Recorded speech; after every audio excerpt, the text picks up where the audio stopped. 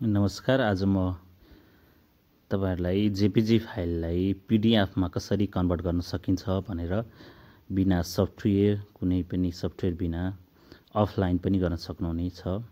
म तपाईहरुलाई आइडिया सिकाउँछु। मैले एउटा एक्जाम्पल सुरुमा बनाएर देखाउँछु।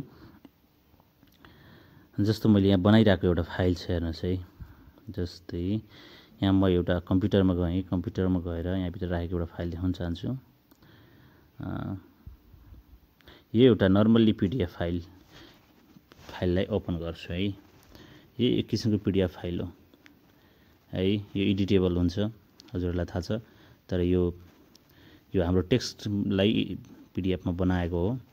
तर हामीले चाहिँ जेपीजी लाई पीडीएफ मा कसरी बनाउने यो कुरा सिकाउँछु। अब यहाँ जेपीजी मसँग यति सबै धेरै फोटोहरु छन्, यति धेरै फोटोहरु छन्।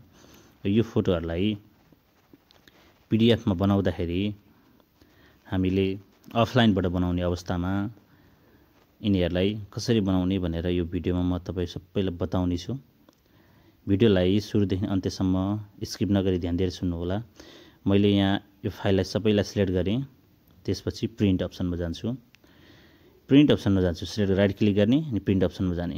त्यसरी प्रिन्टमा गएपछि यहाँ तपाईले प्रिभ्यू देख्न सक्नुहुनेछ। यहाँनिर प्रिन्टरको अप्सन छ है। मैले पीडीएफ भनेर लेखेको छु। पेपरको साइजहरु छ, मोर साइजहरु छ। विभिन्न साइज, कुन साइज चाहिन्छ तपाईको, यसको क्वालिटी 600x600 अनि तपाईको कपी कति कपी चाहिन्छ त्यो फोटो तपाईको प्रिन्टको लागि, नत्र डाइरेक्टली तपाईले यहाँ प्रिन्टमा क्लिक गर्ने बित्तिकै एबीसी पीडीएफ भनेर मैले 5 नाम दिएर डेस्कटपमा सेभ गर्न चाहे। यसलाई सेभमा ओके गरिदिए। यो प्रोसेसिङ हुन थोरै टाइम लाग्छ। तपाईको कति जेपीजी फाइल छ त्यो फाइल अनुसार अलिकति टाइम लिने हो। मेरो फाइलमा अहिले 22 वटा छ, जम्मा 22 वटा फोटो भएको कारणले गर्दा यसलाई जेपीजी बनाए। मेरो प्रोसेसिङ अब पुरा हुन्छ। अब मैले यसलाई क्लोज गरिदिन्छु, मेरो काम भयो। यहाँ मेरो सेभ भएको फाइल डेस्कटपमा आइसकेको छ, एबीसी पीडीएफ भनेर। अब मैले पीडीएफ फाइल खोल्छु। खोल्ने बित्तिकै यो फाइल देख्न सक्नुहुन्छ। यहाँनिर कन्ट्रोलसँग ठुलो ब्ल्याकेटलाई थिच्नु भयो भने तपाईको फाइल घुमाउन मिल्छ। यहाँ फाइल घुमाउने अप्सन पनि छ। यसरी तपाईले पीडीएफ फाइललाई जेपीजी फाइललाई पीडीएफ मा यसरी कन्भर्ट गर्न सक्नुहुनेछ। तपाईहरुलाई एकदमै अत्यन्तै उपयोगी कुरा हो। यो फाइललाई अब पीडीएफ बनाइसकेपछि तपाईले कसैलाई मेल गर्नु पर्यो भने पनि डाइरेक्ट मेल खोलेर यसरी मेलमा गएर म मेल खोल्छु एउटा। अहिले यहाँ खोलिरहेको छु अलरेडी, त्यही पनि एकचोटी खोलेर देखाउँछु। यहाँ खोलिदिन्छु। यहाँ मेलमा गएर कम्पोज मेलमा गएर क्लिक गरेपछि यो लोडिङ हुन्छ। त्यसपछि तपाईले यहाँ इनबक्सेसको अटोमेटिक खुल्छ कम्पोजमा गएपछि।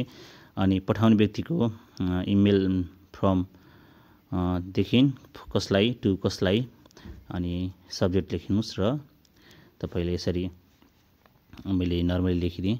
यहाँ गएर एट्याच फाइलमा गएर क्लिक गरेपछि तपाईको फाइलको लोकेसन खुल्छ। तपाईको भएको फाइल कहाँ छ, लोकेसनमा फाइल यसरी सर्च गर्नुस्। यसरी सर्च गरेको फाइल मैले एबीसी पीडीएफ भनेर डेस्कटपमा राखेको छु। एबीसी पीडीएफ यसलाई मैले ओपन गरिदिन्छु। ओपन गरेपछि मेरो फाइल लोड हुन टाइम लाग्छ। यो लोड भयो, लोड हुँदैछ। तल देख्न सक्नुहुन्छ तपाई। अब यसलाई मैले सेन्ड गर्न सक्छु। हस्त मेरो च्यानललाई लाइक अनि सब्स्क्राइब कमेन्ट गरिदिनु होला। तपाईहरुलाई यस्तै उपयोगी सामग्री लिएर फेरि पनि उपस्थित हुनेछु।